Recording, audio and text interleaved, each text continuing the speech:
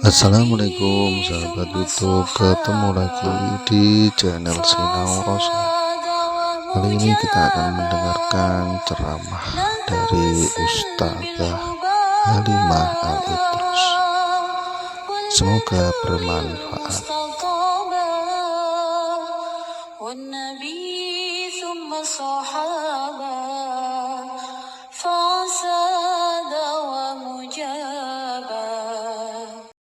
Dunia waddin. Wassalatu wassalam ala asyrafil anbiya wal mursalin sayyidina wa maulana Muhammadin wa ala alihi wa sahbihi ajma'in. Subhanaka la ilma lana illa ma 'allamtana innaka antal alimul hakim. Rabbi shrah li sadri wa yassir li amri wahlul 'uqdatan min lisani yafqahu qawli, amma ba'd. Alhamdulillah, kita kembali berada di kajian kita di kitab Nasaih Ad-Diniyah, masih di bab mengenai zina, bahayanya zina. Kita akan kembali lanjutkan sesudah kemarin saya cuti lebaran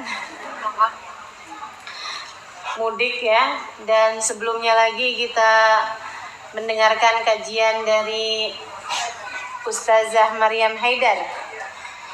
Kembali kita akan lanjutkan kajian kita, dan seperti biasanya sebelum kita mulai kita akan baca bersama-sama niat belajar dengan harapan mudah-mudahan ilmu kita menjadi ilmu yang bermanfaat.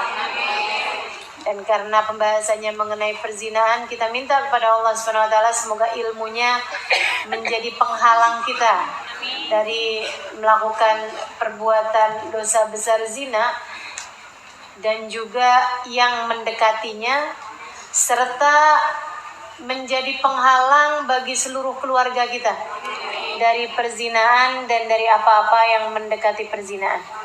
Kita baca niat belajar bersama-sama. Bismillahirrahmanirrahim.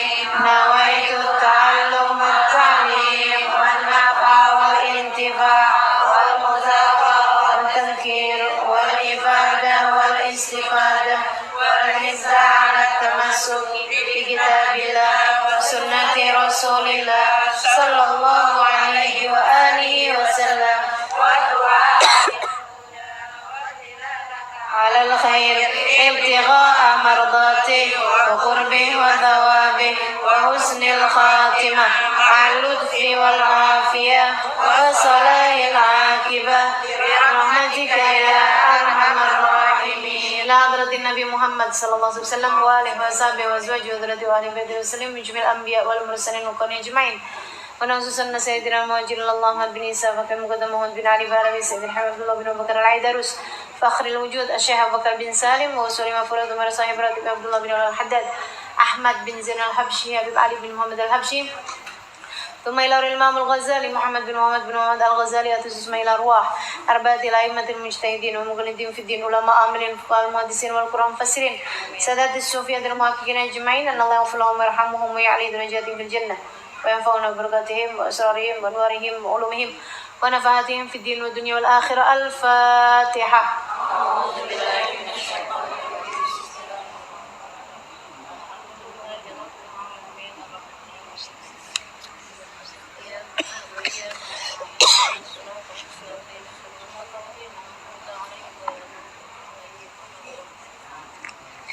Bismillahirrahmanirrahim. Wa warada أنه يأتي على أهل الموقف ريح منتنة تؤذي كل بر وفاجر غاية الأذى فيقال لهم هذه رائحة فروج الزنا. Na'udzubillah. Berkata Imamul Haddad dalam kitab Nasaih Ad-Diniyahnya, masih di bab mengenai zina, beliau mengatakan wa warada qala radhiyallahu ta'ala anhu wardah wa nafa'na bihi wa bi'ulumihi fid dharain amin. Wa warada, dan datang keterangan bahwasanya ya'ti datang ala ahlil mauqif kepada orang-orang yang berada di padang mahsyar di hari akhirat nanti. Rihun muntinah, bau yang sangat busuk.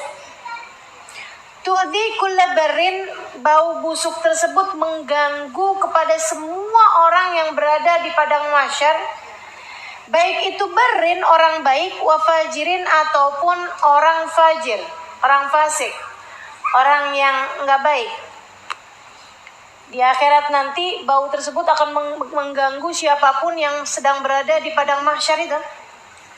Ghayatul adza, dengan gangguan yang sangat mengganggu, dengan gangguan yang sangat besar, sangat parah. Fayuqalu lahum, kemudian disampaikan kepada mereka, bau busuk itu berasal dari mana? Hadhihi raihat furujuzuna, ini adalah bau dari farji orang yang berzina. Naudzubillah. Wa fil hadis sahih, dan disebutkan dalam hadis sahih, annahu sallallahu alaihi wasallam ra'a zuna wa zawani fi mithli tanur, bahwasanya Nabi Muhammad alaihi wasallam melihat para pezina dan laki-laki yang berzina fi mithli tanur, pada semacam tanur. Tanur itu tempat masak, kayak kompornya orang Arab tuh, kayak tong. Itu tanur namanya. Yatihim lahabun nar min asfali, datang kepada mereka lahapan api min asfali, dari arah bawahnya. Fayasihun, membuat mereka semuanya berteriak. Jadi mereka ditaruh di kayak tong panas, di bawahnya ada api yang menyambar, sampai mereka kemudian berteriak-teriak. Fayasihun, mereka kemudian berteriak. Wayartafi'un, dan mereka mengeraskan teriakannya. Wadzalika min anwa' ta'dzibillah iyahum fil barzah, dan ini adalah salah satu dari jenis-jenis siksaan Allah Subhanahu wa taala kepada para pezina fil barzah, di alam barzah. Jadi bukan di akhirat ini ya, di alam barzah. Mana alam barzah? Alam kubur.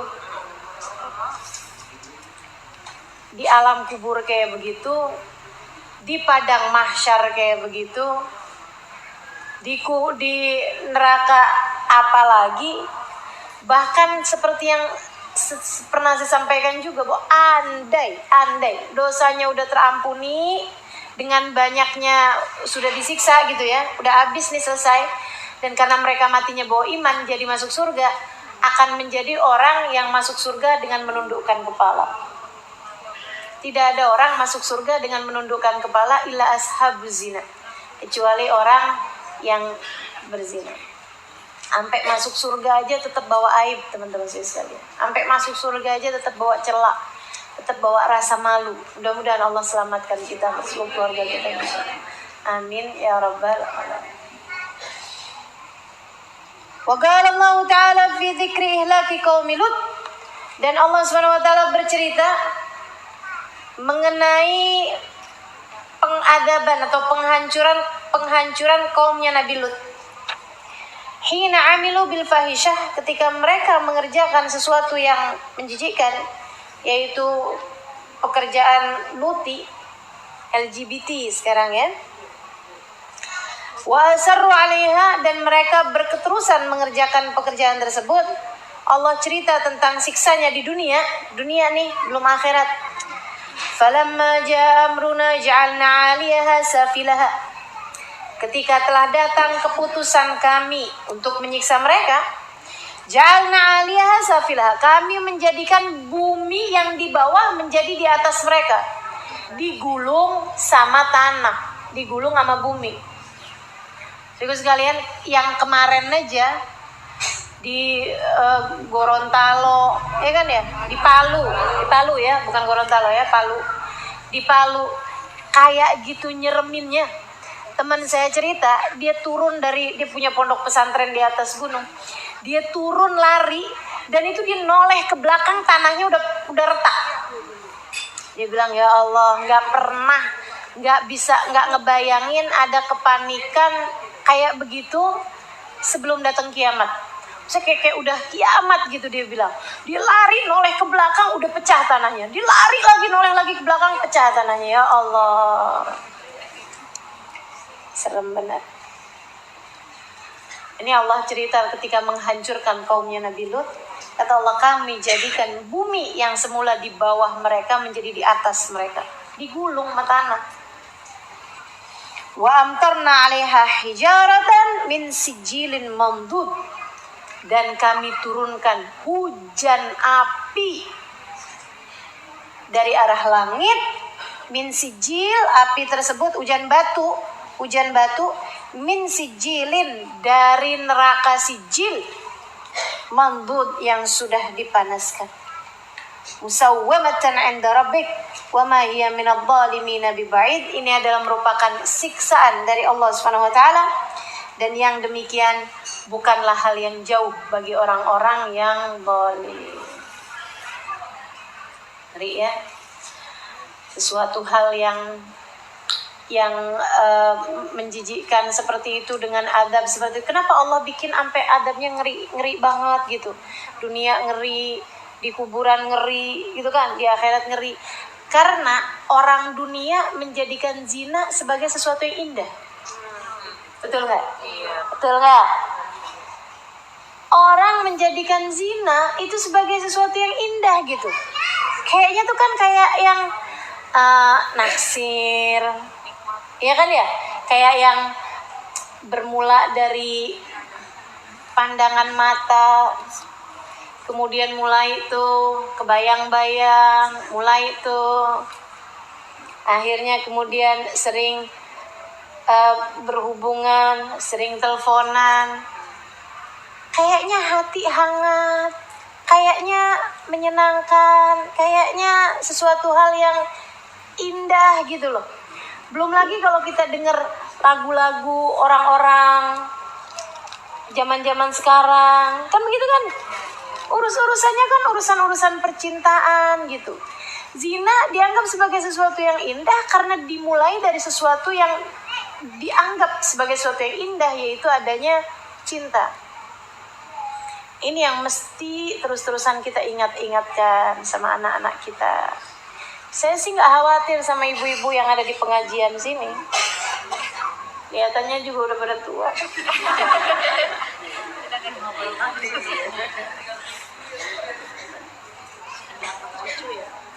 Iya, yang belum tua, yang masih muda juga saya nggak khawatir. Insya Allah, mudah-mudahan takwa menjadi penghalangmu dari mengerjakan perbuatan dosa. Karena ilmu ini kan cahaya. Cahaya esok atau lusa akan mencegahmu dari mengerjakan dosa-dosa besar. Insya Allah. Saya yakin itu. Kumpul sama orang baik-baik, masa sih nggak baik-baik juga? Betul nggak? Iya benar. Cuman masalahnya yang saya khawatirkan anak-anakmu tuh. Yang saya khawatirkan adik-adikmu tuh. Yang saya khawatirkan keluargamu. Bahkan Bu yang sudah nenek-nenek nih. Yang saya khawatirkan cucu-cucumu. Ya Allah, zaman ke depan bukan jadi tambah mudah. Zaman ke depan jagain orang bukan jadi tambah gampang, tambah semakin susah. Ibu-ibu sekalian yang saya muliakan, buka TV yang namanya acara-acaranya perempuan-perempuan seksi, kan begitu ya? Pakaian-pakaian yang kayak begituan. Belum lagi kayaknya tuh ya, dulu tuh yang namanya orang pacaran tuh, orang-orang di kantor tuh. Habis itu turun ke anak-anak kuliahan, film-film tentang pacaran. Lama-lama turun lagi ke anak-anak SMA. Kan begitu? Habis itu turun lagi anak-anak SMP. Sekarang SD itu loh. TK katanya ini. Saya belum ngikutin nih kalau yang TK. TK udah mulai juga.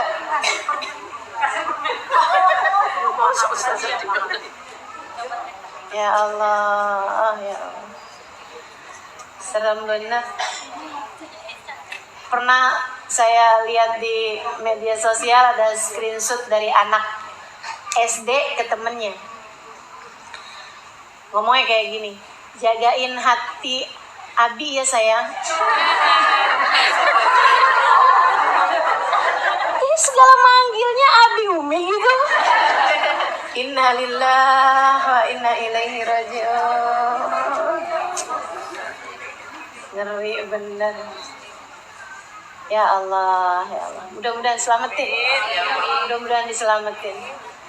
Sampai selain doa tuh udah apa gitu ya, ikhtiar yang benar-benar bisa.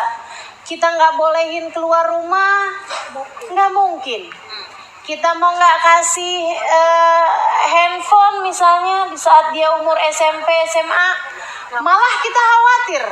Nantinya akhirnya malah justru jadi kayak per-peran diteken, begitu dilepas, mental gitu. Oke, diapain nih? Dididik. Seberapa mampu juga kita ngedidik di tengah arus yang bertentangan yang begitu kuatnya di luaran sana. Udah, gimana? Disekolahin. Sekolahnya malah ngajarin yang begitu, teman-teman saya sekalian. Ya Allah, sampai saya pernah dengar keluhan dari seorang guru di sekolah boarding school, Islamic boarding school. Dia kepala sekolahnya. Dia bilang, kita nih ustazah berusaha setengah mati biar bikin anak-anak itu jangan sampai pacaran. Udah benar-benar kita ajarin bahayanya ininya segala macam, sampai kita kasih hukuman. Ketahuan pacaran, hukumannya dikeluarin dari sekolah, nggak pakai basa-basi, nggak pakai ini deh, toleransi. Dia bilang, ada ibunya yang datang ke sekolah. Ibunya ngomong kayak begini, Bu Guru, saya khawatir loh sama anak saya. Kenapa saya bilang? Dia tuh umurnya sekarang ini udah 17 tahun, tapi masa dia belum punya pacar? Gimana coba ustazah? Kita setengah mati bikin anak-anaknya biar jangan pacaran, orang tuanya malah nyuruh gitu anak-anaknya. Masa sih nak kamu belum punya pacar nak? Ya ampun, kamu gak laku gitu nak. Mama aja udah pacaran lagi zaman umur berapa nak? Ya Allah. Dan Bu, zaman ibu kecil dulu kalau pacaran ngapain coba? Zaman sekarang ngeri. Zaman sekarang tuh orang pacaran check in hotel. Kalau udah kayak begitu ya ampun, mau percaya sama setan yang menjadi ketiganya? Kan gak berduaan orang laki-laki dengan perempuan, kecuali yang ketiganya adalah setan. Serem teman-teman sekalian. Saya ada baca satu cerita kisah nyata dari negeri yang lain sih ya. Tapi bukan di negeri yang bebas kayak Amerika atau apa gitu, Muslim bahkan. Jadi ceritanya gini, ada sepasang suami istri tinggal di kota. Si suami ini punya adik, suaminya punya adik. Adiknya mau lanjut kuliah di kota, mereka asalnya orang desa gitu ya. Saya deh gitu kan, orang Indramayu, orang desa kan. Ceritanya Pak Ustazah, enggak. Jadi ceritanya nih si adek nih kemudian mau kuliah di kota. Dia pikir daripada dia ngekos, daripada dia tinggal tempat lain gak jelas, mendingan tinggal sama abangnya dong. Laki-laki nih ya. Jadi si yang suami nih, si abang nih, yang juga adalah seorang suami, ditelepon sama orang tuanya, sama abah ibunya dia. Dibilangin, kesian tuh adek kamu tuh, dia mau kuliah, udah diterima di kota, udah tinggal sama kamu aja, daripada dia susah-susah nanti ini lagi itu lagi. Akhirnya dia bilang, ya udah deh mah, nggak apa-apa, silakan. Dia ngomong sama istrinya gimana? Menurut istrinya, jangan dong bang, gitu kan? Kan namanya menghindar dari fitnah gini gitu. Udahlah, saya ini kok, gitu kan? Daripada biaya lagi nanti kalau nyari kos-kosan, belum tentu juga. Sian orang tua saya juga, sian adik saya juga. Udah nggak apa-apa ya. Akhirnya nggak apa-apa. Tinggallah mereka bersama-sama bertahun-tahun. sampai udah S1 selesai, S2 pula di sana. Teman-teman sekalian, punya anak 2 nih, suami istri nih. Satu hari si suami ini kisah nyata nih ya. Suatu hari nih ibu langsung kayak nonton sinetron gitu. Oke, ngapsakan. Mukamu itu loh lucu. Serius. Akhirnya teman-teman sekalian, yang paling enak Ustazah dong, sudah di jalan sambil minum kopi udah berasa kayak lagi nonton, kayak lagi dengerin radio. Enggak Ustazah, kayak lagi apa Ustazah? Teman-teman sekalian, akhirnya kemudian dia nih si suami nih satu hari diminta tolongin sama istrinya buat beliin susu anaknya gitu ya. Jadi di jalan, udah malam-malam tuh di jalan, subhanallah pas dia lagi nyebrang tabrakan sama orang, ketabrak mobil gitu kan. Dia kemudian pingsan, dibawa sama si yang nabrak ini. Yang nabrak ini ternyata adalah seorang dokter gitu kan. Ditaruhkanlah dia di rumah sakit ini habis itu sembuh, pulang dia udah nggak ada masalah. Beberapa hari kemudian dia ditelepon lagi sama orang yang nabrak itu. Dia bilang, saya harus ketemu sama bapak gitu kan. Ketemuanlah mereka gitu kan. Pak, saya minta maaf kemarin pas kejadian kemarin gini gitu segala macam gitu. Oh iya, cuman saya penasaran banget, maafkan saya kalau sepertinya terdengar lancang. Dia bilang, kenapa? Saya waktu itu ngelihat bapak itu bawa botol susu. Itu buat siapa? Buat anak saya, dia bilang. Anak bapak beneran? Iya, anak saya. Kenapa soalnya Pak? Dia bilang karena kemarin kan bapak sempat terluka ini kurangan darah kan, harus transfusi itu. Bapak itu di darah bapak itu ada satu penyakit. Dan penyakit itu dikasih tahu penyakitnya apa gitu kan, saya nggak terlalu ingat. Tapi penyakit itu tidak memungkinkan bapak untuk punya anak. Penyakit itu membuat bapak mandul. Bapak nggak mungkin ada kelainan di genetik bapak, maksudnya di darah bapak itu, bapak nggak mungkin punya anak. Kaget setengah mati punya anak 2. Teman-teman sekalian, diperiksain DNA. Memang udah penasaran banget. Ternyata anak itu anak adiknya.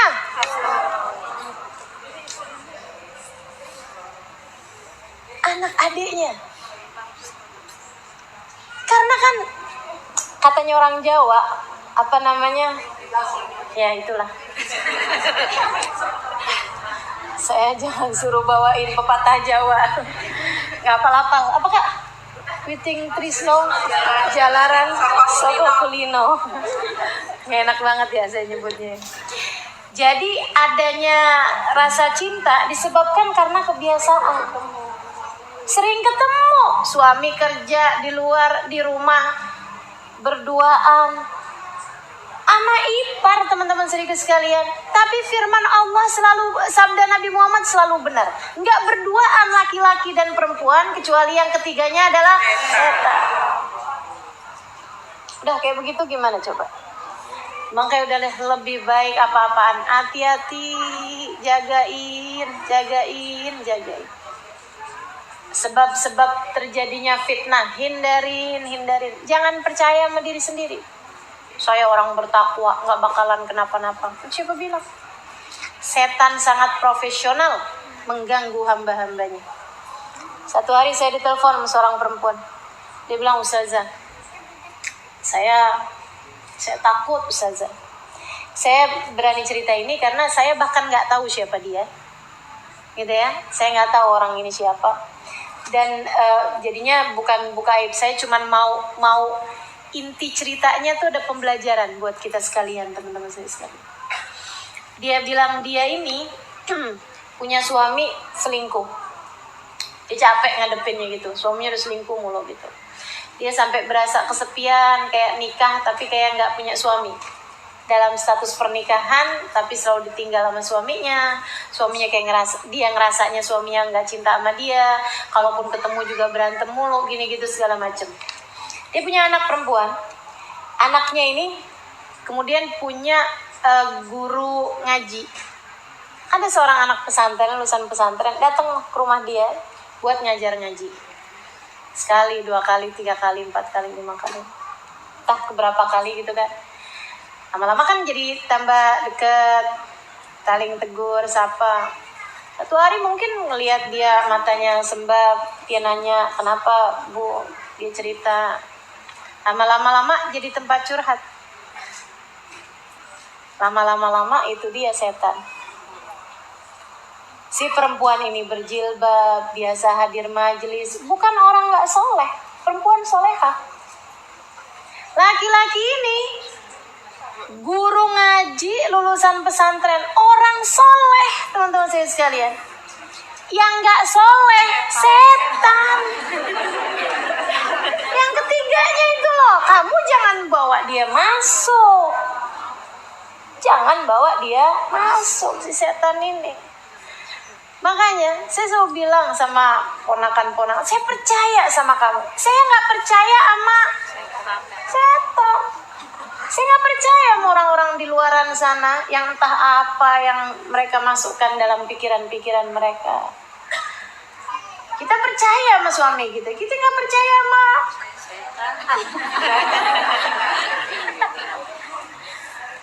gitu kan. Dan teman-teman sekalian, saya percaya kepadamu. Kamu orang majelis, saya percaya. Tapi saya gak percaya sama setan kalau kamu biarkan dia menguasai kehidupanmu. Makanya kalau ada adik-adik nih yang belum pada nikah, terus punya pacar, gak ada baik-baiknya, gak ada bagus-bagusnya.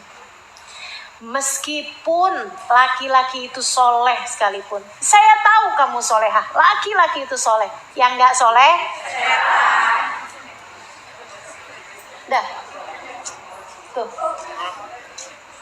setan gak ada yang soleh, setan ini punya pengalaman kerja ribuan tahun.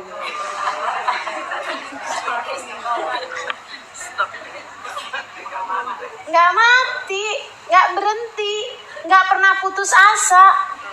Ganggu kamu nggak pernah putus asa. Nggak berhasil dari sini, masuk dari sini. Nggak berhasil dari sini, masuk dari sini. Aduh, ya Allah. Ya, mudah-mudahan Allah selamatin kita. Amin ya Rabbal. Nggak apa-apa kok, cuman pacaran gitu-gitu aja kok, usah ada pacaran syar'i. udah. Nggak pakai ada pacaran syar'i, nggak ada ceritanya. Sama aja kayak saya memakan babi tapi halal. Nggak ada ceritanya babi halal. Gimana ceritanya babi halal? Babinya disunat. Babinya matinya syahid. Nggak mau babinya apa juga ya. Namanya babi haram. Yang namanya pacaran, teman-teman saya sekalian, dah haram. Ustazah, saya nggak pacaran, saya ta'aruf. Apa tuh ta'aruf? Ta'aruf Ustazah, PDKT mau nikah gitu Ustazah. Seminggu sekalian, dalam urusan pernikahan itu ya, dalam urusan pernikahan, nggak diperlukan adanya jalan bareng, ketemuan, ngobrol-ngobrol sebagai awal dari pernikahan, nggak ada. Wah Ustazah kalau kayak gitu kayak beli kucing dalam karung. Enggak gitu juga ya. Boleh ngelihat. Apa yang boleh dilihat? Muka sama tangan doang. Muka biar tahu mukanya. Kan gitu ya? Karena kan kita mau ngadepin muka dia kan. Bukan sebulan 2 bulan. Bukan seminggu 2 minggu. Kita harapkan ngadepin muka dia seumur hidup. Nah, kamu mesti lihat dulu, sanggup gak nih? Ngadepin mukanya seumur hidup nih orang ini. Gitu loh. Kemudian boleh lihat tangannya. Karena tuh katanya tangan menunjukkan kulitnya dia. Kulit sebadan. Segitu doang yang dibolehin. Tanpa menyentuh, tanpa meraba. Apalagi ya Allah. Gitu teman-teman sekalian. Serem bener, ngeri dah pokoknya, ngeri urusan perzinaan ini, ngeri. Ya, kadang-kadang ya itu tadi, orang baik-baik gitu. Setannya yang nggak baik. Setannya nggak baik. Mudah-mudahan Allah selamatkan semua. Amin. Ya Rabbal Alamin. Qila fi ba'd tafasir, disampaikan pada sebagian tafsir-tafsir. Wa ma hiya biba'idin minadh dhalimin, hal yang demikian ini yaitu azab, adanya azab ini adalah bukan perkara yang jauh minadh dhalimin, dari orang-orang yang zalim, alladzina ya'maluna bi'amalihim, yang dia melakukan pekerjaan yang sama dengan yang dikerjakan sama kaum Lut. Baik perzinaan dengan lawan jenis ataupun perzinaan dengan sesama jenis. Ini adalah perkara yang dimurka oleh Allah Subhanahu wa taala, yang membuat Allah kemudian akan memberikan azab kepada mereka dari dunia sebelum kelak di hari akhirat nanti. Na'udzubillah min dzalik.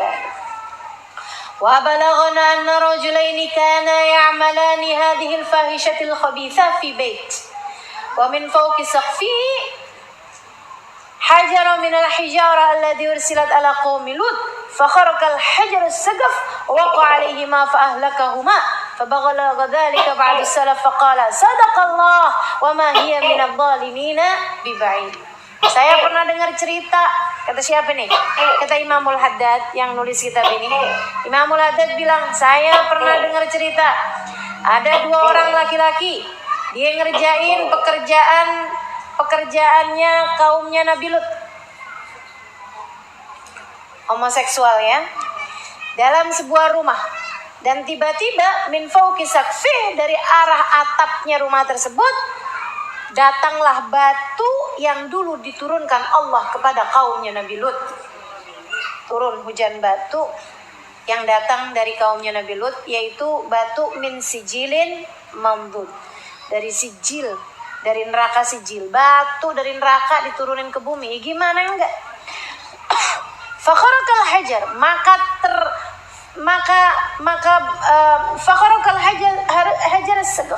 batu itu kemudian membakar atapnya, wa waqa alaihima, kemudian menjatuhi kedua orang tersebut, fa ahlakahuma, dan menghancurkan keduanya. Fa balagha dzalika ba'da salaf, maka cerita ini sampai kepada sebagian ulama, pada seorang ulama. Beliau kemudian, ulama itu mengatakan, sadaqallah, benar apa yang disampaikan oleh Allah Subhanahu wa taala, wa ma hiya minadh dhalimin biba'id, bahwa adab yang seperti ini tidaklah jauh bagi orang-orang yang melakukan dosa-dosa seperti mereka juga, bagi orang-orang yang zalim yang melakukan dosa yang sama dengan mereka. Wa qala alaihi salatu wassalam, dan bersabda pula baginda kita Nabi besar Muhammad, akhwaf ma akhafu ala ummati amala qaumi Lut, yang paling aku takutkan dari umatku yaitu perbuatan kaumnya Nabi Lut. Wa qala sallallahu alaihi wasallam, dan sekarang tuh yang kayak beginian ditampilkan secara terang-terangan di televisi di mana-mana. Sampai teman-teman saya sekalian, saya pernah pergi ke Thailand beberapa waktu yang lalu. Berapa tahun, 2 tahunan yang lalu mungkin ya, saya pergi ke Thailand mau ngajar.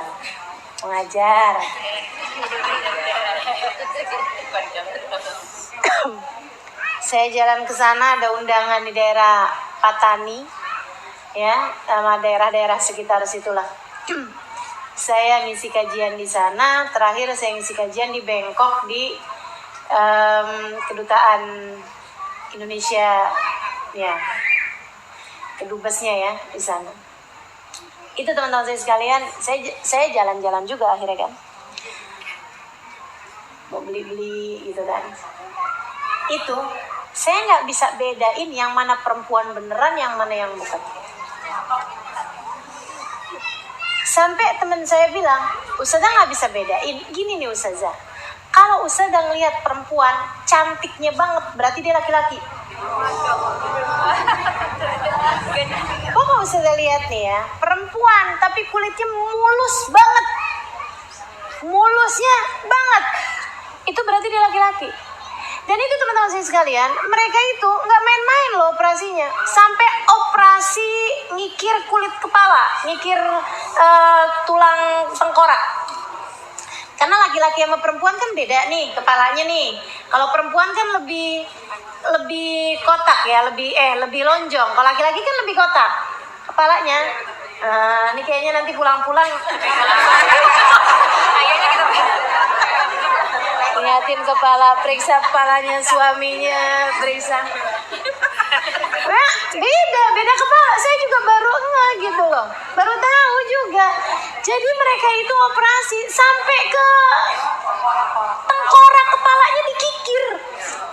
Tengkorak kepalanya tuh diiniin gitu, yang bagian kayak agak kotak gitu dikikir. Jadi bentuknya jadi lebih lonjong gitu kepala. Dan nggak main-main itu dioperasi. Itunya dioperasi. Semuanya gitu. Jadi sungguh-sungguh beneran. Yang kurang cuman bikin rahim doang. Semuanya dia bikin, termasuk mohon maaf payudara, termasuk kulit. Itu mulus-mulusnya, kita nggak ada apa-apanya. Kalah cantik dari mereka. Jadilah saya tuh ngeliatin tuh saja, no. Udah di laki-laki dong, kok bisa sih sampai saya samperin? Cakep banget teman-teman sekalian, cakepnya tuh banget. Hidungnya mancung, bibirnya merah, kulitnya gitu, rambutnya bergerai. Pokoknya dah, ya Allah. Untung saya nggak tinggal di negara yang kayak begitu. Kalau enggak, saya mungkin salaman sama mereka dan saya nggak tahu kalau itu batalin wudhu. Saya kirain cewek. Ya Allah, teman-teman sekalian. Dan itu udah mulai merambah nih. Dari sana masuk ke Malaysia gitu kan. Masuk ke Indonesia. Ini udah mulai banyak sekarang. Dulu mah kita nggak tahu gitu. Amalan kaum Nabi Lut ini teman-teman sekalian. Ya Allah, mudah-mudahan diselamatin. Anak-anak kita mudah-mudahan diselamatin. Amin. Katanya gitu kan, mau cari cewek 30-an, mau cari laki-laki yang ganteng. Ya kebanyakan mereka udah pada kawin. Atau yang gantengnya nggak mau main cantik, maunya main ganteng juga.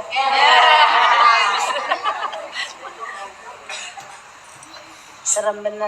Mudah-mudahan diselamatin. Iya, amin. Umat Islam ini ya. Amin. Ya Rabbal Alamin. Akhwaf ma akhaf ala ummati, kata Nabi Muhammad. Yang paling menakutkan, yang aku takutkan dari umat saya adalah pekerjaannya kaumnya Nabi Lut. Gak ada yang bisa kita lakukan kecuali doa. Kalau ada tahu orang kayak begitu, jangan dinyinyirin. Jangan kita main-mainin, gitu kan? Kita panggil, ayo nyanyi di apa namanya? Ditanggap ya, jangan dibully gitu. Kita panggil di lampu merah itu, suruh nyanyi, jangan teman-teman sekalian, jangan. Serem, kita punya anak, ya enggak? Kita punya cucu. Takutnya kalau kita tair, kita nyinyirin, kita rendahkan, jangan sampai ada di antara keluarga kita, nanti akhirnya yang terkena penyakit-penyakit seperti itu.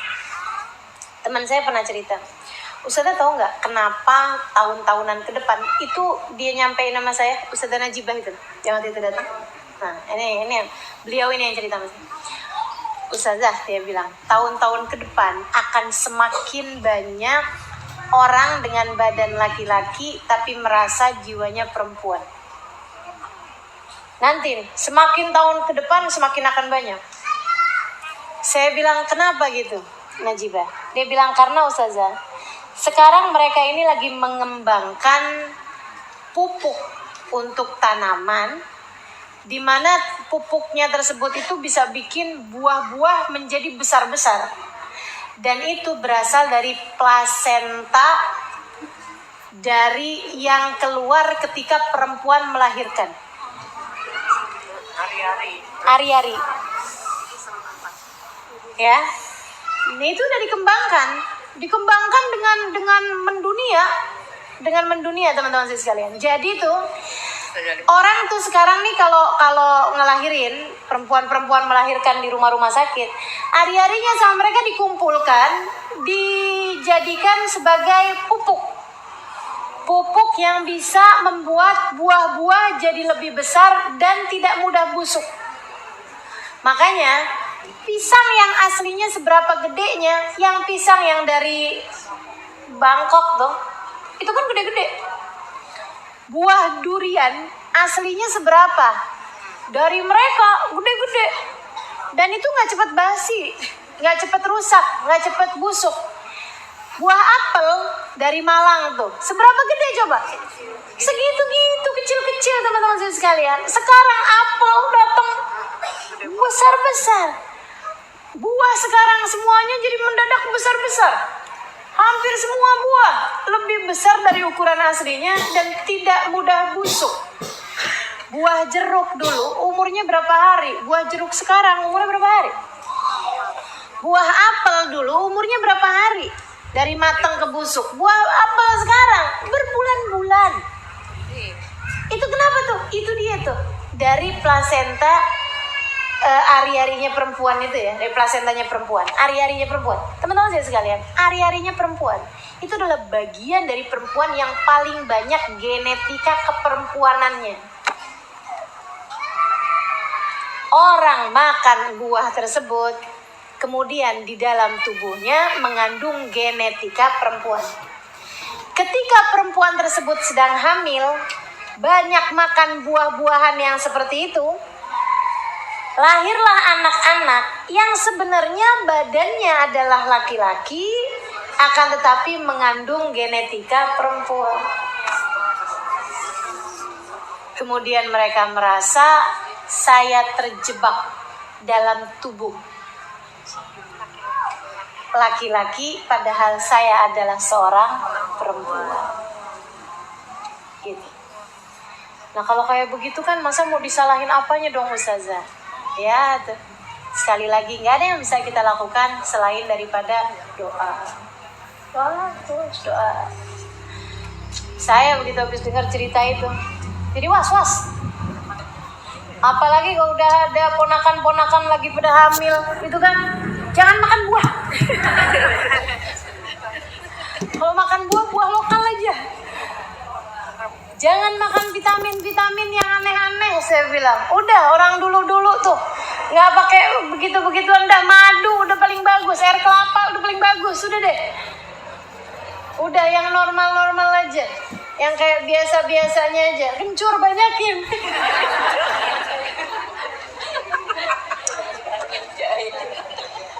Ya Allah, ya Allah. Habis bingung ya, jadi serba salah. Mudah-mudahan Allah selamatin. Waqala sallallahu alaihi wasallam, Nabi Muhammad alaihi wasallam mengatakan, la'anallah sab'ah min khalqih min fawqi sab'a samawat. Allah melaknat 7 kelompok dari makhluknya dari 7 lapis langit. Waraddada la'na ala wahidin minhum thalatha, dan Nabi kemudian mengulangkan laknatnya tersebut kepada salah satu dari 7 kelompok tersebut 3 kali. Nabi bilangnya 3 kali. Maksudnya la'anallah sab'a min khalqi sab'a samawat. Mal'un itu 3 kali untuk kelompok yang satu ini. Wala'na kullu wahidin la'natan takfi. Sementara yang lain itu cuman disebutin laknatnya sekali. Apa katanya Nabi? Mal'un man amila qaumi Lut. Mal'un man amila qaumi Lut. Mal'un man amila amala qaumi Lut. Mal'un man amila amala qaumi Lut. Mal'un man amila amala qaumi Lut. Mal'un man amila amala qaumi Lut. Dilaknat orang yang melakukan pekerjaannya kaum Nabi Lut. Dilaknat orang yang melakukan pekerjaannya kaum Nabi Lut. Dilaknat orang yang melakukan pekerjaannya kaum Nabi. Yang lainnya cuman satu-satu laknatnya. Apa itu? Mal'un man dabah li ghairillah. Dilaknat orang yang menyembelih tidak dengan nama Allah. Mal'un man ata syai'an minal bahaim. Dilaknat orang yang mendatangi binatang. Oh. Ada ya. Ada penyakit tuh. Nauzubillah min dzalik. Naudzubillah. Mal'un man aqwa walidayh. Dilaknat orang yang durhaka kepada orang tuanya. Mal'un menjamak bainal mar'a wa ukhtaha. Dilaknat orang yang mengumpulkan antara saudara dengan antara seorang perempuan dengan saudaranya. Maksudnya dia menikahi kakak sama adik gitu kan, atau dia dia menikahi kakak tapi naksir sama adik. Yang begitu gitu tuh. Mal'un man ghayyara hududal ardi. Dilaknat orang yang merubah-rubah aturan-aturan di bumi. Mal'un man idda'a ila ghairi mawali. Dilaknat orang yang memanggil kepada selain binnya, selain nasabnya. Wa Nabi Hurairah radhiyallahu anhu qala, dan dari Abu Hurairah beliau mengatakan juga, qala Rasulullah sallallahu alaihi wasallam, arba'ah yusbihuna fi ghadabillah, 4 kelompok orang masuk pagi dalam laknatnya Allah, wa yumsun fi sakhatillah, masuk sore dalam keadaan dimurka sama Allah. Pagi dilaknat sama Allah, sore dimurka sama Allah.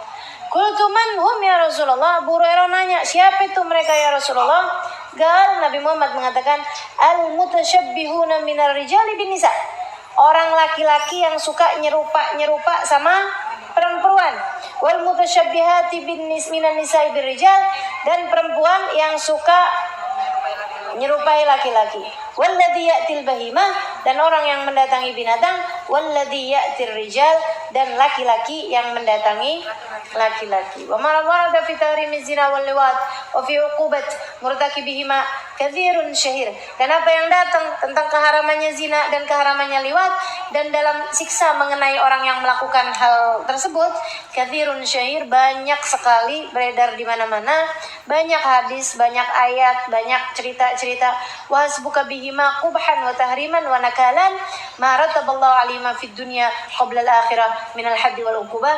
Dan cukup bagi kamu sebagai menunjukkan bahwa perbuatan ini adalah dosa besar dan keharaman yang sangat-sangat kuat, apa yang sudah Allah Subhanahu wa taala tetapkan dari aturan di dunia sebelum akhirat, minal haddi wal uqubah, dari adanya had, dari adanya hukuman rajam kalau dia sudah menikah, dan cambuk 100 kali cambukan kalau dia belum pernah menikah. Gitu ya. Wabayana dzalik wallahu a'lam bishawab. Ya Allah. Mudah-mudahan dikasih keselamatan semuanya insyaallah. Amin ya rabbal alamin. Al-Fatihah biniyati annallaha yuba'idna minaz zina minal liwat wa min kulli ma harrama Allah ta'ala minnana wa min jami'i ahalina wa garabatina ila yaumil qiyamah. La hadratin nabi. Al-Fatihah. Ar-Rahmanir-Rahim. Maliki yaumiddin. Iyyaka na'budu wa iyyaka nasta'in. Ihdinas siratal mustaqim. Siratal ladzina an'amta 'alaihim ghairil maghdubi 'alaihim waladdallin. Sudah, kalau udah terjadi gimana?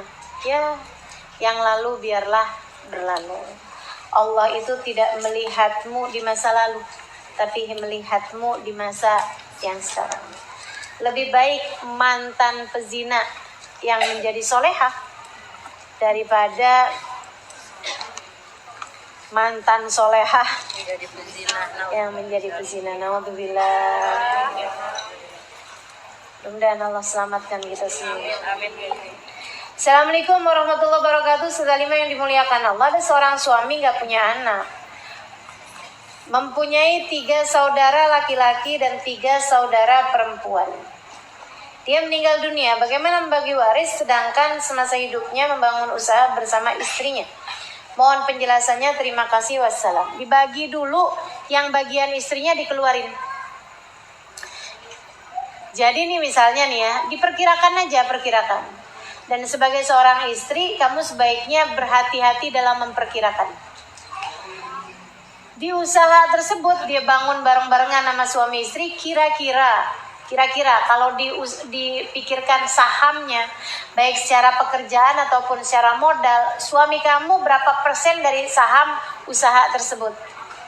Gitu ya. Kalau misalnya ini suami punya sahamnya dari usaha tersebut 70%, dari saya waktu itu saya bantuin ininya itunya apa segala macam, ya sekitaran 30%. Anggap seperti itu. Berarti nih dikeluarin dulu dari peninggalannya suami berupa perusahaan tersebut ataupun harta peninggalan tersebut, 30%-nya milik istri. Sudah dikeluarin dulu. Berarti yang dibagi hanya 70% yang hak milik suami secara utuh. Nah, dari 70% hak milik suami secara utuh itu, teman-teman sekalian, dikeluarkan haknya istri, bagiannya istri. Bagiannya istri itu berapa? 1/4 karena nggak punya anak. Ya, dikeluarin dulu 1/4-nya. Berarti yang ada sekarang adalah 3/4 dari 70% sahamnya suami, kan gitu ya? Nah, itu dia yang dibagi kemudian. Si 3/4 tadi ini yang dibagi. Baginya gimana? Baginya orang tua masih ada apa enggak? Enggak ada. Misalnya nih, orang tua udah enggak ada. Bapak, ibu udah enggak ada sama sekali. Yang ada saudara, iya. Yang ada saudara. Berapa banyak saudara? 3 laki-laki, 3 perempuan. Katanya tadi begitu kan? Nah itu. Sisa 3/4 dibagi buat mereka semuanya. Yang laki-laki dapat 2 kali jatahnya yang perempuan. Gitu. Berarti 3 ditambah 3 ditambah 3. 9. Jadi si harta 70% udah dikurangi 3/4 dari 70% saham tadi itu ya. Perusahaan tersebut atau harta peninggalan tersebut 70%-nya itu. Nah, itu yang kemudian dibagi 9. Yang laki-laki dapat 2, yang perempuan dapat 1. Jelas? Jelas ya? Keluarin dulu. Makanya teman-teman sekalian, ini perhatian buat yang masih pada hidup suaminya. Kalau kamu punya anak laki-laki sih nggak apa-apa, nggak jadi masalah. Bagaimanapun harta nanti akan dibagi ke anak-anak juga, sama aja. Mau laki-laki mau perempuan sama juga ke anak-anak. Terutamanya yang nggak punya anak laki nih. Ini perhatian teman-teman sekalian. Apa-apa itu mesti jelas kepemilikannya. Rumah yang ditinggalin itu punyanya siapa? Mesti jelas kepemilikannya. Punyanya ayah, misalnya gitu ya. Atau punyanya ibu. Termasuk juga yang punya anak laki-laki juga. Kan meninggal mah nggak akan barengan. Apalagi kalau meninggalnya si istri masih muda. Tiba-tiba pengen kawin lagi, kan mesti jelas tuh. Kan begitu ya? Jangan sampai kita makan haknya orang lain. Jangan sampai kita makan hak warisan. Teman-teman sekalian. Jadi rumah mesti jelas. Ini punyanya siapa tuh mesti jelas. Rumah mesti jelas punya siapa. Mobil mesti jelas punyanya siapa. Bahkan barang-barang tuh mesti jelas punyanya siapa. Ya nggak usah segala ditulisin, kulkas tulisin. Pakai nempel gitu apa? Pakai nempel. Nggak usah, tapi seenggaknya mesti jelas gitu. Oh, saya pernah, misalnya nih ya, anggap nih rumah semuanya punyanya suami. Cuman kita pernah beli misalnya tempat tidur, misalnya gitu kan. Atau misalnya kulkas atau apa yang jadi kepemilikan kita, itu mesti jelas juga. Dan mesti ada tulisannya kalau bisa. Bikinnya jadi ditulis gitu kan. Beli kulkas tanggal sekian pakai duit paman saya gitu. Nah, si kertas ini masukin barengan nama surat wasiat. Bibu udah bikin wasiat? Belum takut. Bikin, takut. Yang namanya ajal mah nggak maju nggak mundur. Jadi kamu mesti bikin surat wasiat. Itu bagus loh, bikin surat wasiat, hukumnya sunnah. Nggak usah masukin nama saya di situ. Repot saya. Nanti kalau saya meninggal dunia, tolong yang mandiin jenazah saya saudara lima, jangan. Nggak usah masukin saya. Ya, jangan ya. Saya nggak mau mandiin jenazah soalnya. Jadi teman-teman saya sekalian, bikin surat wasiat, bikin anak-anakku saya nanti kalau mama pergi, gitu kan? Indah loh itu. Jaga perintah-perintah Allah, jangan pernah tinggal sholat, kerjakan ibadah yang benar, yang akur sesama saudara. Itu nanti tuh anak-anak baca, gitu kan?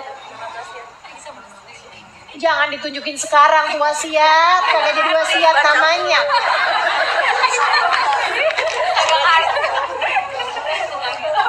Baca dan nangis.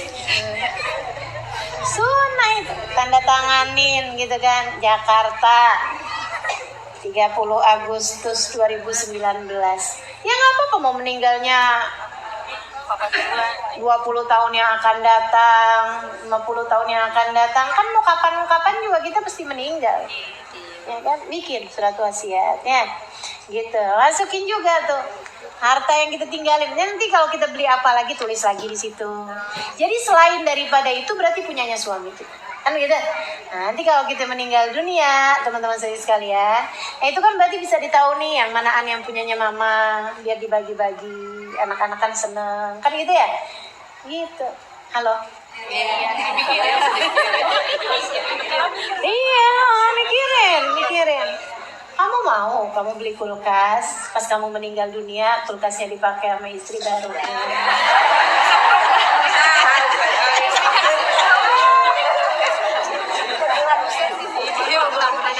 Assalamualaikum Ustaz.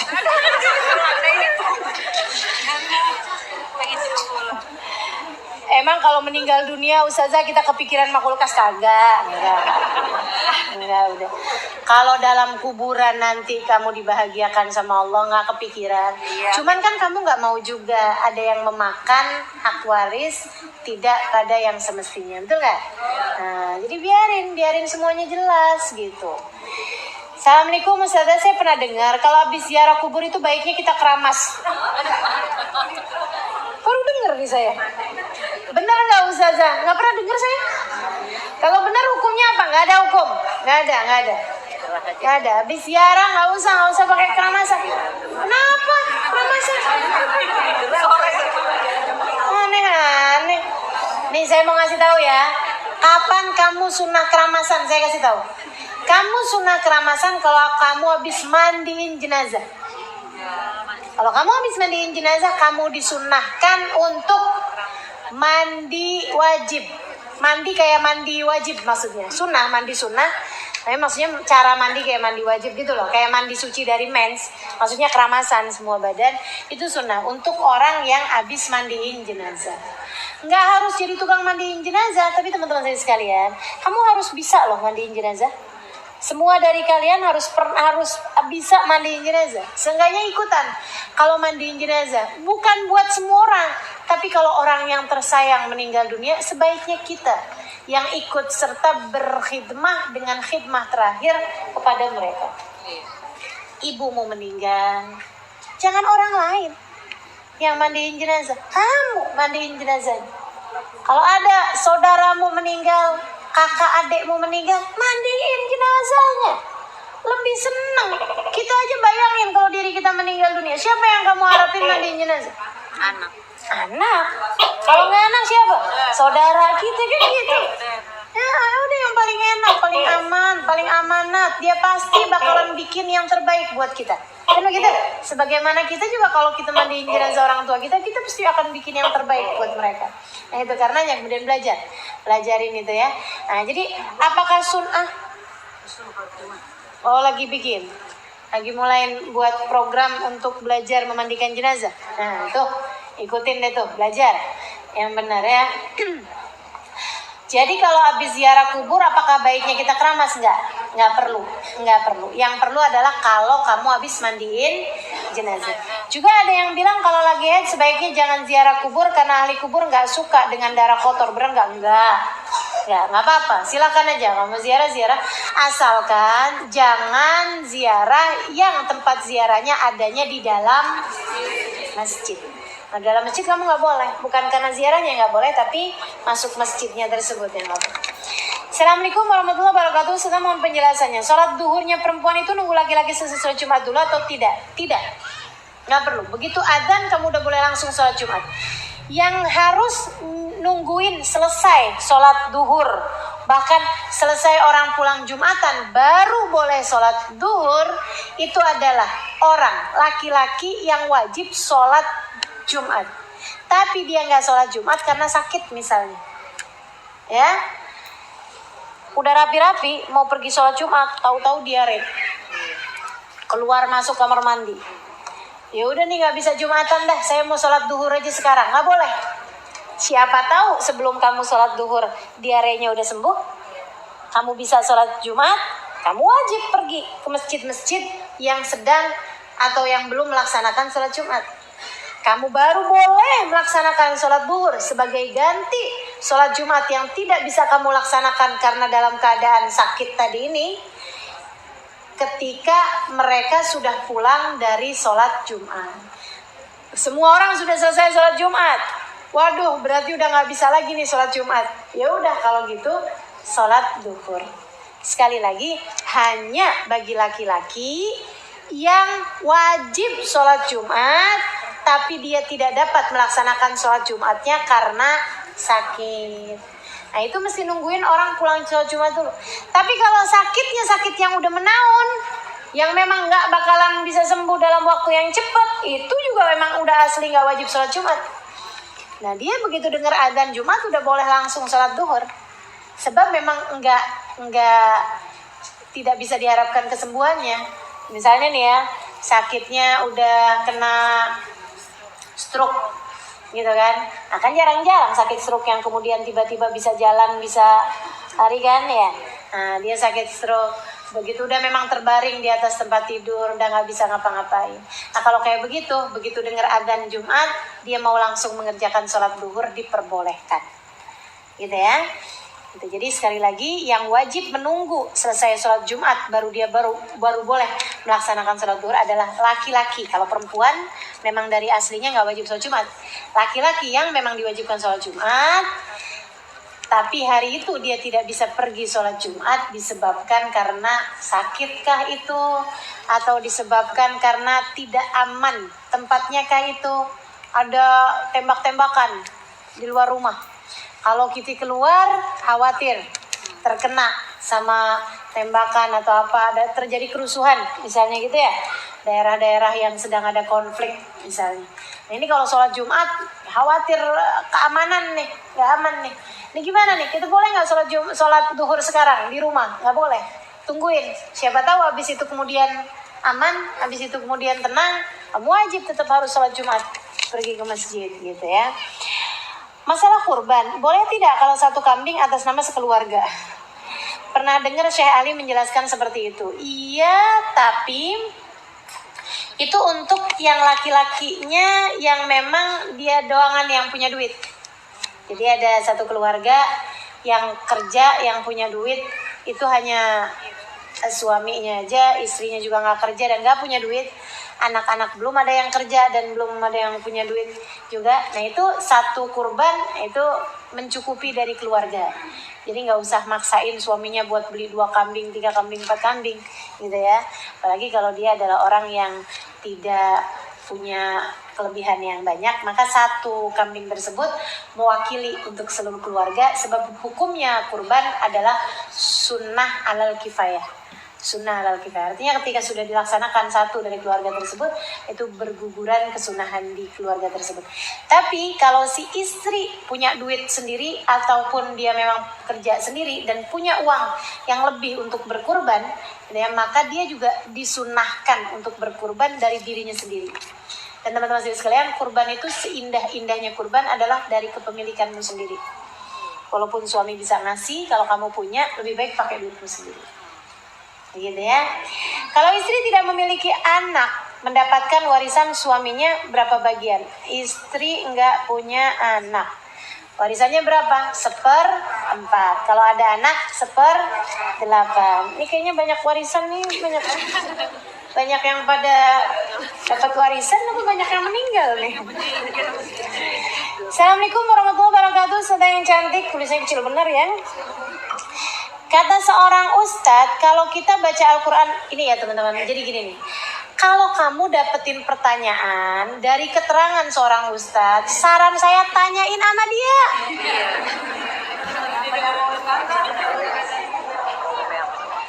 Kalau kamu dapetnya dari seorang, gitu kan, orang ustadz, kenapa nanyanya mau saja?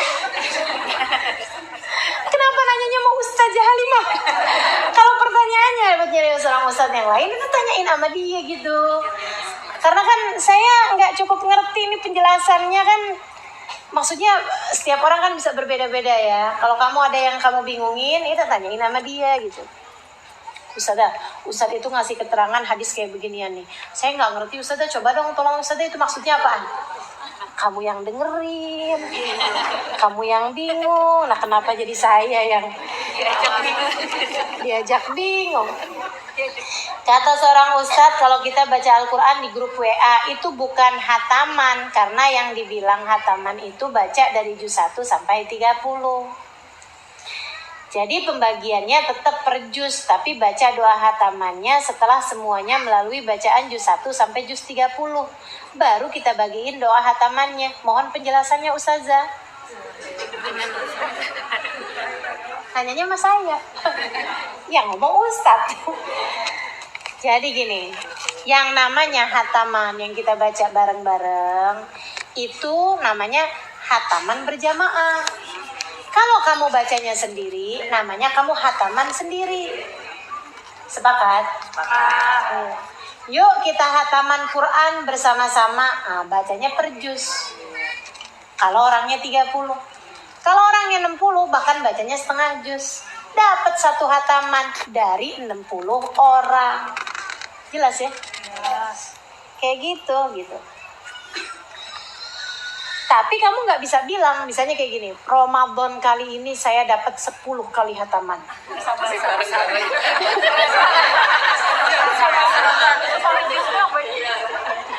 10 kali hataman. Bacanya sejus. Jadi sebenarnya bukan 10 hataman, Bu. 10 juz.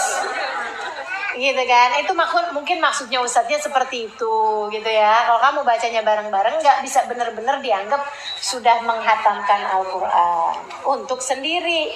Tapi itu namanya baca hataman Quran bersama-sama. Assalamualaikum, Senta, bagaimana sebaiknya jika ada lelaki ingin menikah, tapi orang tua merasa takut pernikahan anaknya gagal? Ini juga aneh nih, tunggu ini. Yang nikah anaknya, yang takut gagal orang tuanya. Karena pernah gagal. Dan lelaki ini tidak ingin berpacaran supaya bisa menghindari zina. Jazakumullah khair. Sebagai orang tua, kamu jangan sampai menghalangkan anakmu untuk menikah. Hati-hati, teman-teman sekalian. Kamu halangkan anakmu untuk menikah. Di saat dia meminta untuk menikah padamu, "Mah, pengen kawin nih, Mah. Mah, kawinin saya ya, Mah ya. Udah ketemu nih, Mah, calonnya, Mah. Mama tolongin, Mah, iniin, Mah, lamarin, Mah." Gitu kan ya? Ya ampun, kamu tuh buat biayain hidup sendiri aja nggak bisa. Mau sekarang nanggung anaknya orang. Kamu nggak ingat? Kamu kan pernah gagal juga yang kemarin. Pacaran 3 tahun, kawinnya 3 bulan. Udah nggak pakai deh. Mama nggak mau lagi deh ikut susah. Nggak pakai. Teman-teman sekalian, dia minta lagi, kamu tolak lagi. Dia minta lagi, kamu tolak lagi. Kemudian terjadilah perzinaan. Kamu ikut serta menanggung dosanya. Kamu ikut serta menanggung dosa. Terus gimana? Kawinin. Orang udah minta kawinin. Terus gimana nih? Bismillah. Doain. Gitu ya. Orang tuh kalau udah nikah, anak nikah, bukan berarti udah kelar urusannya. Tetap kita jagain, kita doain. Dan kamu sebagai mertua, bagi anak laki-lakimu berarti kan kamu punya mantu nih. Yang baik memantu. Yang sayang memantu.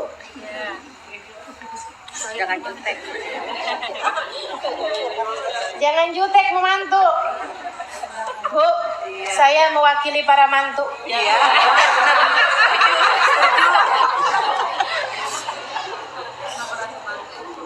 Kita bikin apa nih,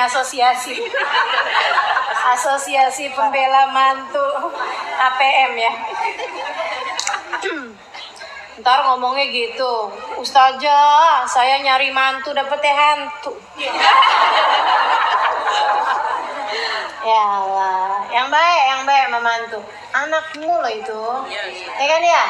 Anak kamu sayangin, dia udah nyayangin anak kamu yang laki-laki. Anakmu laki-laki tuh, ada yang ngebantuin bangunin, ada yang ngurusin cucu kamu, diurusin sama dia, iya nggak?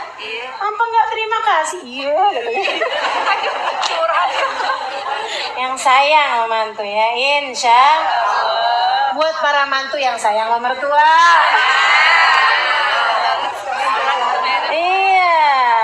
Jangan jadi hantu buat mertuanya ya.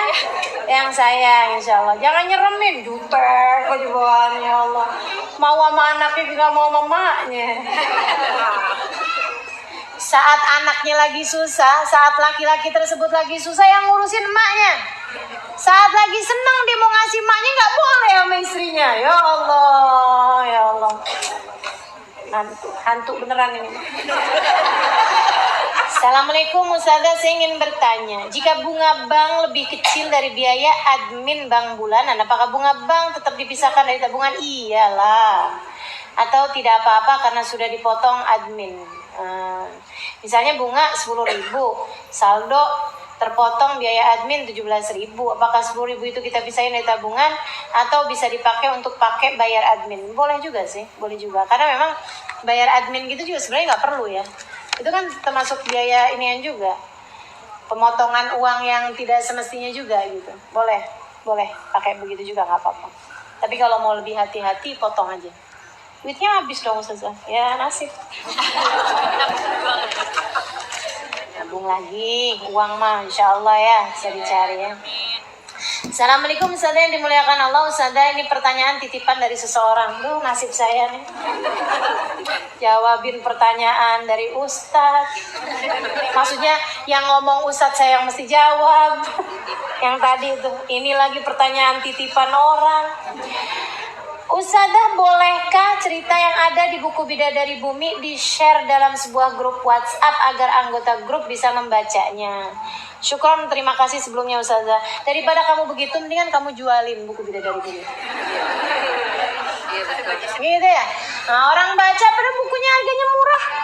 Ini teman-teman saya sekalian nih, apa sih namanya? Sebenarnya kalau boleh apa enggak Ustazah?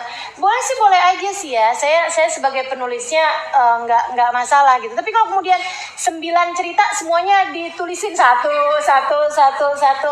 Itu kan jadinya tidak menghargai hasil karya cipta. Ya. Itu saya nulisnya pakai begadang. Iya, betul. Subhanallah. Saya nulisnya nggak sambil makan, ya iyalah. Saya nulisnya nggak tidur, ya iyalah. Masa sambil nulis sambil tidur? Nah itu kan jadi ada inian ya, mesti menghargai hasil karya. Apalagi kalau yang nulis adalah orang yang kamu kenal dan dia adalah orang yang maksudnya kita berharap kan bukunya juga biar bisa tersebar kemana-mana. Jadi saya memperbolehkan, akan tetapi saya lebih suka kalau kemudian bukunya justru disebarluaskan biar bisa kemana-mana. Begitu kan? Nah itu yang lebih saya harapkan. Assalamualaikum Ustazah Solehah. Saya Ustazah Halimah. Sejak kapan nih nama saya berubah Ustazah Solehah?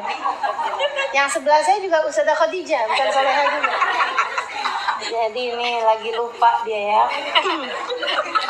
Untuk wanita yang sedang haid selama tanggal 1 sampai 10 Dzulhijjah, bagaimana amalan-amalan apa yang sebaiknya dikerjakan sebagai pengganti? Mohon maaf ya, ini adalah pertanyaan utang dari 2 minggu yang lalu. Ya. Amalan apa yang sebaiknya dikerjakan sebagai pengganti? Yang nggak boleh cuman puasa. Yang nggak boleh itu kalau kita lagi mens hanya puasa sama sholat. Selebihnya yang lain amalan-amalan semuanya diperbolehkan. Sedekah kalau lagi mens juga boleh kok.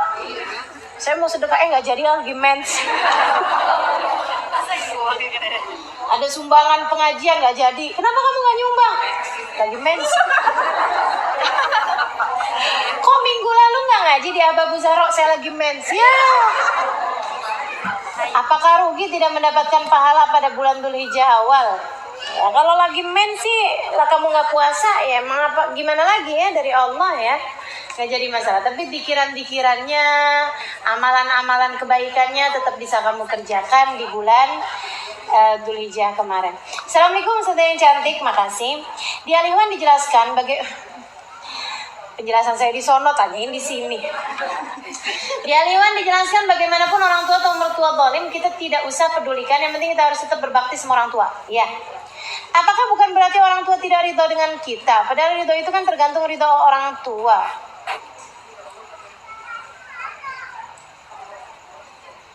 Gimana sih? Orang tua atau mertua dolim kita nggak usah peduliin. Maksudnya nggak usah peduliin kedolimannya. Kamu tetap harus berbakti sama mereka. Sebab ridho Allah terletak pada keridhaan orang tua. Salah paham nih kayaknya. Gak dipeduli orangnya kan. Maksudnya itu kalau orang tua zalim dicuekin gitu. Ya nggak boleh, yang namanya orang tua nggak boleh dicuekin. Yang dicuekin kedolimannya. Yang dicuekin kedolimannya. Orang tuamu belum pakai jilbab, ya, maksudnya ibu ya. Ibumu belum pakai jilbab misalnya. Bukan berarti itu menutupi fakta bahwa dia adalah ibumu. Ayahmu nggak sholat, bukan berarti itu adalah menutupi fakta bahwa dia adalah ayahmu. Itu dari Allah Subhanahu wa ta'ala. Kita nggak bisa memilih dari orang tua mana kita dilahirkan. Akan tetapi kita bisa memilih tindakan apa yang bisa kita lakukan untuk orang tua kita. Jadi jangan salah paham. Yang nggak dipeduliin itu bukan orang tuanya, tapi kedolimannya. Dosanya mereka itu urusan antara mereka sama Allah. Urusanmu adalah berbakti kepada orang tuamu. Itu maksudnya. Apa yang seharusnya kita lakukan sebagai anak untuk mendapatkan ridho orang tua? Ya berbakti. Bahagiain orang tuamu. NB, pakai NB.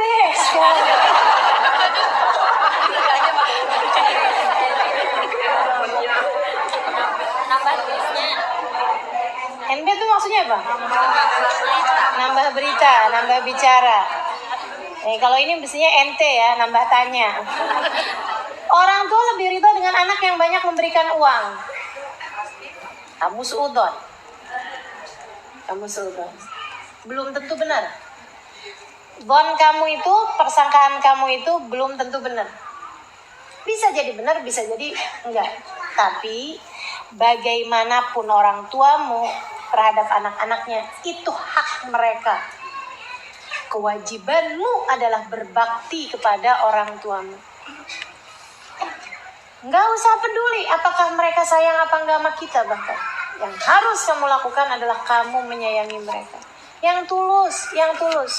Bukan pada apa yang mereka lakukan sekarang, tapi pada apa yang telah mereka lakukan di masa lalu. Kama rabbayani di masa kecil yang melahirkanmu dia. Di masa kecil yang menyusuimu beliau. Di masa kecil yang kesulitan, yang kegalauan kalau kamu sakit beliau, teman-teman sekalian. Maka sayangi mereka sebagaimana mereka telah menyayangimu di masa kecil. Jangan lihat sekarang, jangan lihat kekurangan orang tuamu mulu. Nanti akhirnya setan yang datang nih. Selalu kelihatan di mata yang selalu memberikan uang. Kamu suudon mulu begini nih, jangan gitu jadi anak ya. Sebagai anak bisanya sekedar merawat dan orang tua saya gampang sekali tersinggung. Nah itu orang tua gampang tersinggung karena mereka merasa minder. Orang tuh kalau gampang tersinggungan karena minder. Minder, kecil hati teman-teman sekalian. Jadinya sensitif. Nah, kalau dia besar hati, nggak tersinggungan. Makanya teman-teman sekalian jangan buat mereka kecil hati, gedein hatinya. Kalau lagi barengan sama orang tuamu, jadilah anak. Pegang kakinya, pijit-pijit, pegang tangannya, peluk-peluk. Gitu. Sama ibu kok, ibu kamu sendiri nggak apa-apa. Sama abah kok, ayah kamu sendiri nggak apa-apa, mumpung masih punya. Betul nggak?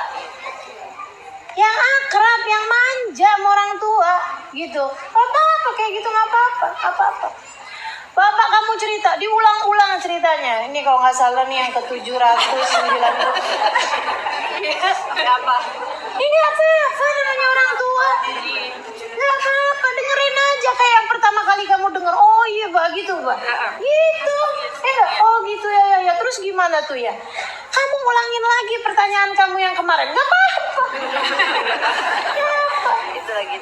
Satu hari nanti kamu akan rindu padamu. Satu hari nanti kamu akan rindu kepada ibumu. Di saat kamu sudah tidak lagi bisa berbuat apa-apa kepadanya.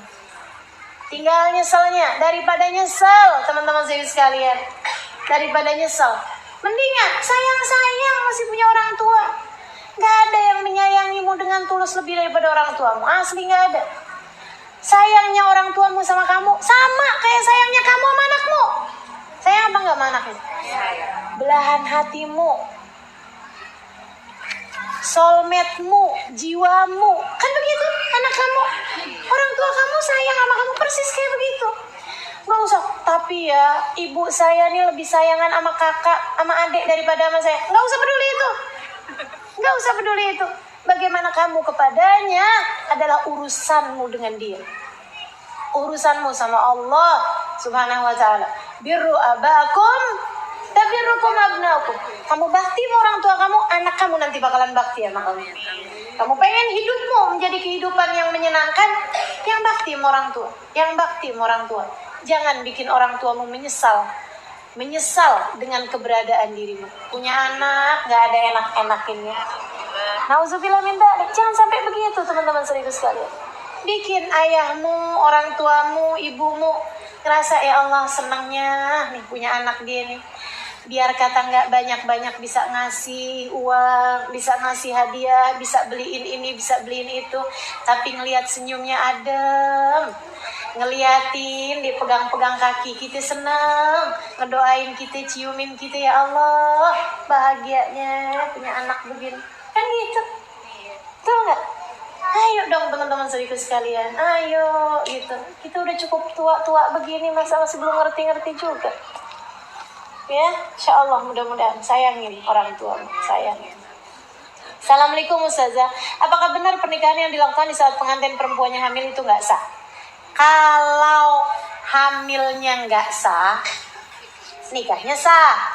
Kalau hamilnya sah, berada dalam sebuah pernikahan, hamilnya sah kan berarti. Nah itu kawinnya nggak sah, nikahnya nggak sah. Gitu, jelas ya? Saya sering ulang-ulangin ini ya. Jadi kalau ada orang hamil di luar nikah, nih hamilnya nggak sah. Hamilnya nggak sah kan? Karena tidak berada dalam pernikahan. Kalau kemudian diakadkan saat itu juga, akadnya sah apa enggak? Sah akadnya, karena hamilnya nggak sah. Karena hamilnya nggak dianggap karena nggak sah tadi itu, jadi kan nggak dianggap. Nah karena nggak dianggap, maka kalau nikah sah nikahnya. Nanti kalau udah habis ngelahirin perlu nikah lagi apa enggak? Ya nggak perlu, orang udah sah kok. Cuman masalahnya si anak nggak bisa bin sama bapaknya, binnya sama ibunya di hadapan Allah. Nah kalau buat urusan nutupin aib, namanya anak sekolah ini apa kan nggak boleh kalau nulisin nama bapak ditulis nama ibu di situ kan nggak bisa ya. Nah itu gitu. Jadi nggak apa-apa nulisin nama bapaknya sebagai penutupan terhadap aib. Tapi teman-teman saya sekalian, tuh kalau anaknya perempuan nanti kalau nikah nggak bisa dinikahin sama bapaknya, nggak bisa berwalikan bapak. Bapaknya meninggal dunia, anak-anak mau laki perempuan nggak ada yang dapat warisan. Kesian bener. Apa salahnya? Ada orang tanya sama Ustaz Abdul Somad, apa salahnya ya Ustaz? Padahal ini kan istri saya. Maksudnya dia lahir dari rahim saya, dari benih saya. Dia lahir dari benih saya, mukanya mirip saya. Tapi kok dia kemudian nggak bisa saya walikan, nggak bisa dapat warisan saya. Apa salah saya Ustaz? Dia nanya gitu. Kata Ustaz Abdul Somad, salah kamu menyoblos sebelum hari H.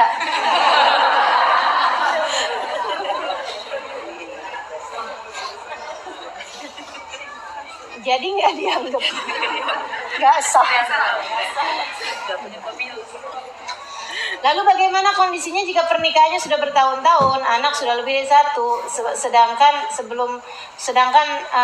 belum pernah menikah ulang? Emang nggak perlu nikah ulang ya? Kondisi rumah tangganya sekarang sudah tidak sehat, suami sering nggak nafkahin istri, suka mukul. Apakah salah jika saudara atau kerabatnya menyarankan berpisah atau bercerai? Jangan. Nikahnya udah sah kok. Nikah waktu lagi hamil, kondisinya udah sah. Ini nggak jadi masalah. Assalamualaikum saudara. Apa perbedaan antara silaturahmi dengan ziarah mengunjungi orang yang masih hidup? Silaturahmi itu sama kerabat. Silaturahmi itu sama kerabat. Kerabat tuh yang masih ada hubungan pertalian. Hubungan pertalian tersebut itu karena darah, karena hubungan pernikahan, atau karena hubungan sepersusuan. Itu jadinya menunjukkan adanya silaturahmi. Jadi silaturahmi sama mertuanya itu silaturahmi. Silaturahmi sama paman, sama bibi itu silaturahmi. Sama saudara-saudara yang masih ada kaum kerabat sama kita silaturahmi. Apa bedanya dengan ziarah mengunjungi orang yang masih hidup? Nah, kalau orang yang masih hidup itu masih ada hubungan kekerabatan sama kamu, berarti selain kamu berpahala berziarah kepada orang tersebut, mendatangi orang tersebut sebagai bentuk hubungan gitu ya, sebagai bentuk pertalian hubungan, kamu juga dapat pahalanya silaturahmi. Kalau kamu sambil ngasih juga sama paman kamu atau sama bibi kamu yang memang kesulitan secara ekonomi, berarti selain silaturahmi kamu juga dapat pahalanya sedekah. Kalau kemudian dia orang mampu, cuman kamu kasih aja gitu sebagai bentuk rasa cinta, namanya kamu dapat pahala memberi hadiah gitu ya. Assalamualaikum Ustazah, semoga Ustazah selalu dalam lindungan Allah Subhanahu wa taala. Saya mau bertanya Ustazah, apakah boleh mewarnai atau cat rambut? Boleh. Apakah boleh? Apakah ada bahan tertentu yang dianjurkan atau dibolehkan untuk warna tersebut? Misalnya merek henna? Enggak apa-apa. Mereknya apa aja, mau henna kayak mau apa kayak gitu. Yang enggak boleh hanya satu aja, tidak diperbolehkan mewarnai rambut dengan warna aslinya. Jelas ya? Warna aslinya hitam. Jangan hitam kalau mewarnai rambut. Itu namanya bukan mewarnai, tapi semir, gitu ya. Kenapa semir nggak boleh? Karena semir ada atau menyemir rambut, mewarnai dengan warna aslinya, itu biasanya orang melakukan itu untuk menutupi uban, dan itu yang tidak diperbolehkan. Nggak boleh, nutupin uban nggak boleh. Hanya diperbolehkan untuk keadaan-keadaan tertentu, salah satunya adalah dalam rangka pergi perang. Tapi kalau kita nih nggak pergi perang, laki-laki itu juga, laki-laki warnain hitam boleh. Untuk bikin musuh-musuh ngeper. Wah, masih pada muda-muda. Padahal umurnya udah 70 tahun. Warnain hitam semuanya gitu ya. Nah itu, wah pasukannya udah masih muda-muda nih gitu. Berarti kuat-kuat gitu kan. Itu aja gitu. Tapi kalau dalam kondisi seperti sekarang, Ustazah, suami itu minta Ustazah biar ini ubannya nggak kelihatan. Jangan, nggak usah. Warnain yang lain aja, ungu kek gitu.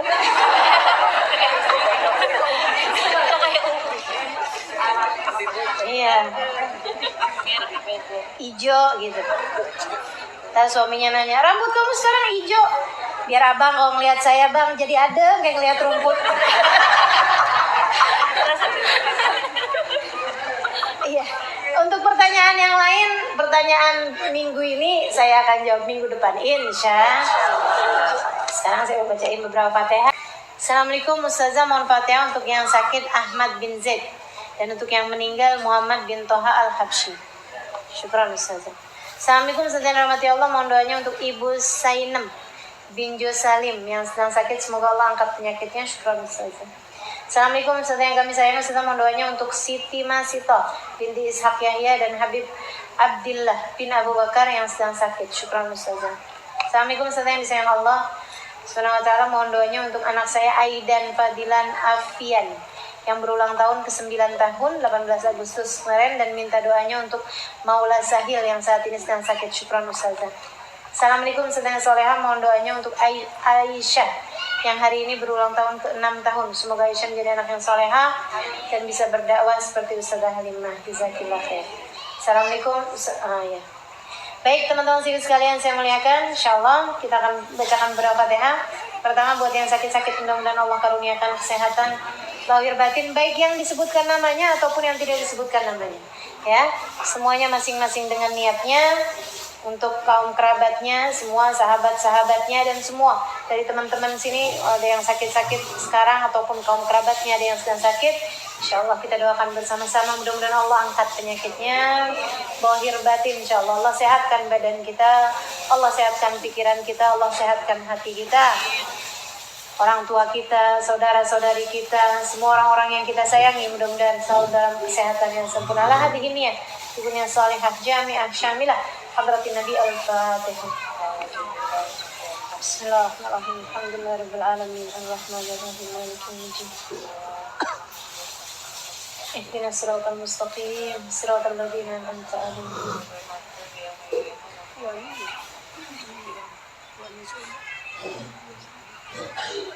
Kita juga akan bacakan Fatihah untuk yang meninggal dunia yang tadi telah dibacakan namanya juga, sama ada juga Bu Ani di Solo.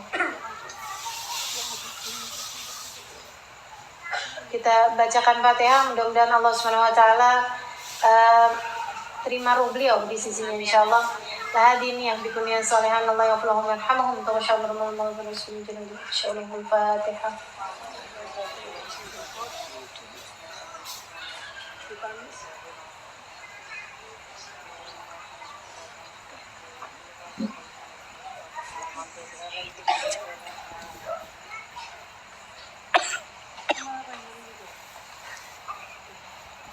Dan terakhir kita bacakan Fatihah untuk hajat-hajatnya semuanya, baik yang tadi dibacakan, yang anaknya ulang tahun atau urusan apapun aja ya. Kita doakan mudah-mudahan semuanya hasil maksud insyaallah, dikaruniakan segala hajat-hajatnya, dikasih kemudahan. Yang sedang ada kesulitan, mudah-mudahan Allah kasih jalan keluar dari kesulitannya. Yang sedang dililit hutang, mudah-mudahan Allah SWT segera mudahkan sehingga dapat melunasi hutang-hutangnya insyaallah. Dan juga untuk segenap hajat-hajat kita semuanya, mudah-mudahan Allah SWT kabulkan. Kita juga titip kepada Allah SWT anak-anak kita, ponakan-ponakan kita, saudara-saudari kita, semua orang-orang yang kita sayangi. Mudah-mudahan Allah jauhkan dari zina, Allah jauhkan dari liwat, Allah jauhkan dari narkoba, Allah jauhkan dari minuman keras, Allah jauhkan dari pergaulan bebas, Allah jauhkan dari akidah yang melenceng, Allah jauhkan dari apapun yang membuat Allah SWT murka kepada mereka insyaallah. Allah jauhkan dari apapun yang mencegah mereka dari kedekatan mereka dengan jalan surga. La hadhihi wa bi kunyatin salihah jami'ah syamilah hadratin Nabi Muhammad sallallahu alaihi wasallam. Al-Fatihah.